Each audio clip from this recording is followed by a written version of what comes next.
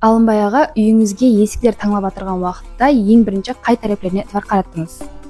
Есіклеп талап атмақта сыпатына, несіне шыдамлығына, несіне не қылып көшмақ.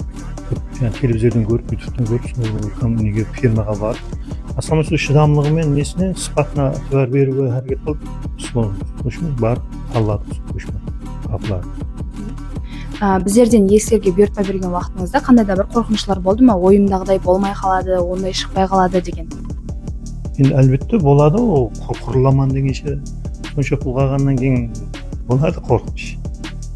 Ал енді есіктеріңізді үйіңізге құрып алдыңыз, одан кейін сізде қандай пікірлер бар біздерге деген, есіктерімізге деген? Енді құрған адамда 8 ай болды бұл қатыным. Рахмет, құрған балаларға да шоқларын бәрін жақсылап келтірді. Айтым 8 айдан бері еш өзгеріс жоқ.